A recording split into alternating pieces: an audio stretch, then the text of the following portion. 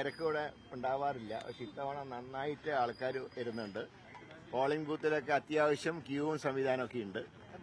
കഴിഞ്ഞ പാർലമെന്റിൽ തന്നെ ഞാൻ വന്നൊരെണ്ണം കയറി വോട്ട് ചെയ്തു. ഇപ്പൊ എനിക്ക് മുമ്പ് തന്നെ രണ്ടുപേരുണ്ടായിരുന്നു വോട്ട് ചെയ്യാൻ. അതിന്റെ തന്നെ അർത്ഥം നല്ലൊരു ആവേശം ജനങ്ങൾക്ക് ഉണ്ടായിട്ടുണ്ട്. മാറ്റം ജനങ്ങൾ ആഗ്രഹിക്കുന്നുണ്ട്. അതിന്റെ ഏറ്റവും നല്ല എക്സാമ്പിളാണ് ഈ തെരഞ്ഞെടുപ്പ്. ഞങ്ങൾക്ക് എന്താ പറയേണ്ടത്, 100% വിശ്വാസമാണ്. ഇത് UDF അനുകൂലമാകും. കാരണം മാറ്റത്തിന് വേണ്ടിയുള്ള ആവേശമാണ്.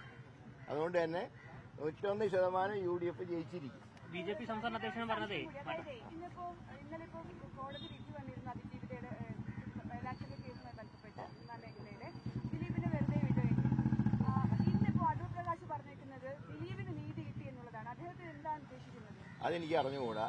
ഈ വിധിയില് ഞാൻ കാണുന്നത് നേരിട്ട് തെറ്റ് ചെയ്തവർക്ക് ശിക്ഷ കിട്ടി. പിന്നെ എല്ലാ വിധികളും പൂർണ്ണ തൃപ്തി ഉണ്ടായിക്കൊള്ളണമെന്നില്ല. ഏതായാലും അപ്പീലും പ്രൊവിഷനും ഒക്കെ ഉണ്ടല്ലോ, അത് നടക്കട്ടെ. അല്ല, സ്വാഭാവികമായിട്ടും എന്താ പറയേണ്ടത്, ഈ നീതി പൂർണ്ണമായി നീതി കിട്ടിയില്ല എന്ന് അതിജീവിതയ്ക്ക് അഭിപ്രായം ഉണ്ടെങ്കിൽ തീർച്ചയായിട്ടും അപ്പീൽ പോകാവുന്നതാണ്. അതെ, ഇത് രാഷ്ട്രീയമായിട്ട് ഇതിനെ കൂട്ടിക്കുഴക്കരുത്. ഇത് വ്യക്തിപരമായ ഓരോരുത്തർക്കും ചില ഇഷ്ടങ്ങളുണ്ടാകാം, ഇഷ്ടാനിഷ്ടങ്ങളുണ്ടാകാം.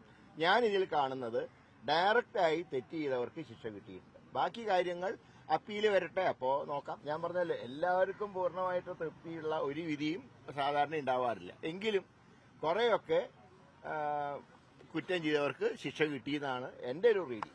KMA നഗരസഭയിലെ കോർ കമ്മിറ്റി കൺവീനറാണല്ലോ, എങ്ങനെ എത്ര സീറ്റ് പ്രതീക്ഷിക്കുന്നു? ഞാൻ പറഞ്ഞത് 55 സീറ്റിൽ ഒരു സീറ്റ് പോലും കുറയില്ല. UDF അധികാരത്തിൽ വരും തീർച്ചയായും. അതാണല്ലോ UDF അധികാരത്തിൽ വരുന്ന പറയാൻ കാരണം. 55 സീറ്റ് UDF ലഭിക്കും.